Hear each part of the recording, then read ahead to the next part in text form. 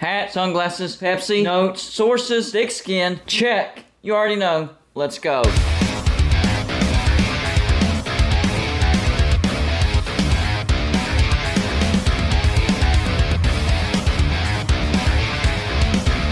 Golden Blued is a college football YouTube channel for entertainment. So make sure to hit that like and subscribe button. And let's get into our next college football video. This video is going to raise a few eyebrows, especially my Ohio State subscribers. Try to stick with me through this and hear me out. You made the playoffs, so my opinion really doesn't matter, but I still wanted to talk about this particular situation.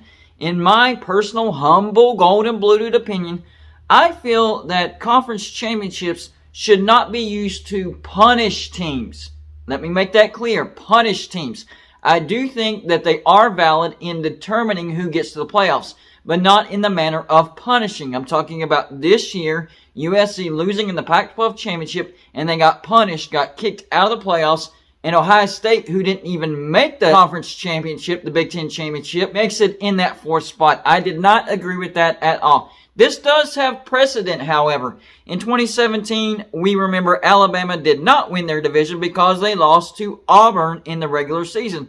But they still got into the playoffs, and they ended up winning the national championship. That could happen to Ohio State. They could win the national championship, but that still wouldn't change my opinion as far as me believing that they do not deserve to be in the playoffs over USC. And I feel the same way with Alabama. I don't think Alabama deserved to be in the college football playoffs in 2017, but they got in, they got hot, and they won the national championship. Same thing could happen to Ohio State. Now, you look at the rankings right before championship week. We had number 1, Georgia, 12-0. Number 2, Michigan, 12-0. Number 3, TCU, 12-0. Number 4 was USC. Number 5, Ohio State, 11-1. 6, Alabama, 10-2. 7, Tennessee, 10-2. 8, Penn State, 10-2. 9, Clemson, 10-2. And 10, Kansas State.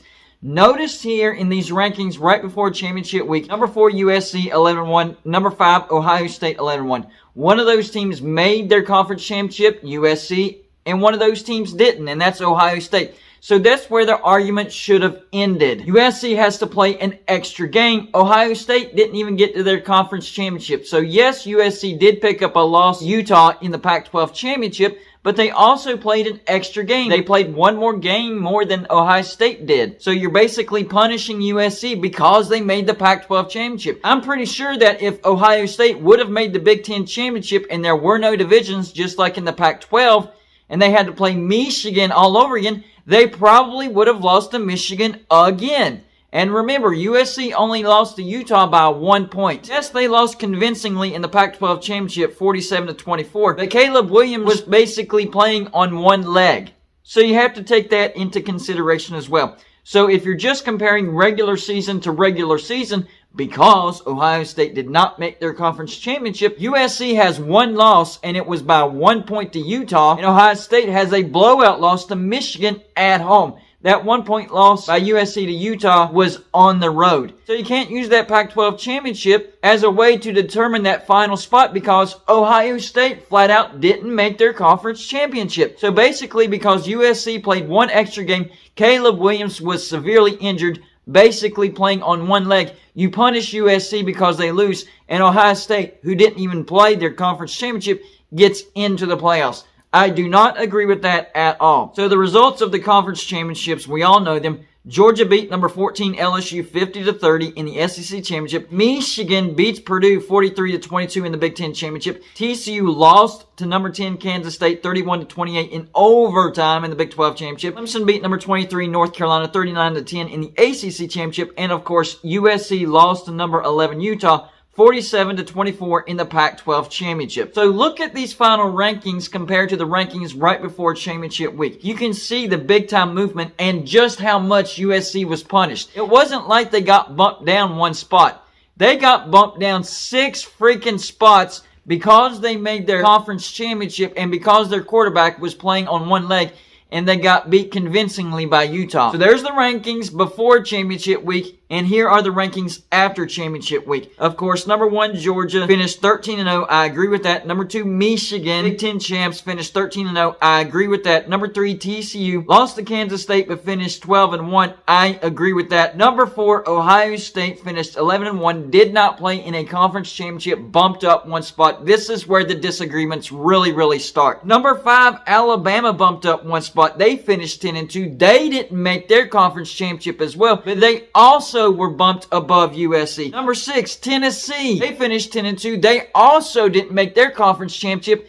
and yet they were also bumped above USC. Number 7, Clemson. Now, Clemson did win their conference championship, bumped up 2 spots, so I guess Clemson could also have an argument there. They finished 11-2, but they got blasted by Notre Dame, and they lost to South Carolina at home by 1 point. So if you stopped in the regular season, USC was clearly the better team over Clemson. Number 8 was Utah. They were bumped up 3 spots, finished 10-3, so they were bumped above USC. And I do understand the rationale to some extent because they beat USC twice, but you're basically forgetting those 3 losses. Number 9, Kansas State was bumped up 1 spot because they beat TCU in the Big 12 championship, but again, they have 3 losses. And then you have number 10, USC. And this was all because of championship week, because right before championship week, Kansas State was 9-3. To even consider Kansas State finishing above USC in the rankings would have seemed absurd. Same with Utah. They were also 9-3 going into the Pac-12 championship. This just shows you how absurd these rankings were because of championship week. The Pac-12 championship was most certainly used as a punishment for USC. Now, I do think that conference championships do hold some validity when it comes to final rankings and determining who gets into the playoffs. But to me, it comes down to tiebreakers. So let's say that 2 teams get into their conference championship and one team wins it and the other team loses. That's where you come into the tiebreaker. The team that wins their conference championship gets in over the team that loses their conference championship. Not the team losing their conference championship getting bumped down for a team that didn't even make their conference championship. When you really sit down to think about it, it really doesn't make sense. They're literally going off of wins and losses because Ohio State has 1 less loss than USC. Well, yeah, they played 1 less game. If they had to play the same team that beat them in the regular season in their conference championship, they also would have lost as well. That's exactly what happened to USC. So taking all that into consideration, here's what my final rankings after championship week would have looked like. Of course, number 1, Georgia, 13-0, won the SEC. Number 2, Michigan, 13-0, they won the Big Ten. Number 3, TCU, 12-1. Yes, they did lose the Big 12 championship, but in overtime, only by 3 points in a walk-off field goal by Kansas State. Number 4, this is where I would have USC. Yes, I would have the Trojans in the playoffs. They finished 11-2, runner-up in the Pac-12 championship, and compared to everybody's resume, it's better. Number 5, this is where I would put Ohio State, and the reason that I would have Ohio State above Clemson, even though Clemson won their conference championship, is because Clemson got blasted by Notre Dame, and Ohio State beat Notre Dame. And by the way, Ohio State and USC had the same margin of victory over Notre Dame, and that was 11. Number 6 is where I would have Clemson. They won the ACC championship, and they also finished 11-2. Number 7, this is where I would have Tennessee, because Tennessee has the head-to-head win over Alabama. I would have them ranked over Alabama. Number 8, this is where I would have Alabama. They finished the regular season 10-2. Numbers 9 and 10 is either or. You could flip-flop this. I have number 9 as Kansas State. They finished 10-3, Big 12 champs, but they beat a higher-ranked team, number 3, TCU, so that would make number 10 Utah. They also finished 10-3, but they beat number 4 USC, so I would have Utah 1 spot below Kansas State. But like I said, you could flip-flop those 2. Utah beat the number 4 team in the nation in the Pac-12 championship, and Kansas State beat the number 3 team in their conference championship. So those are my arguments for my final rankings and who I think should have made the playoffs. Yes,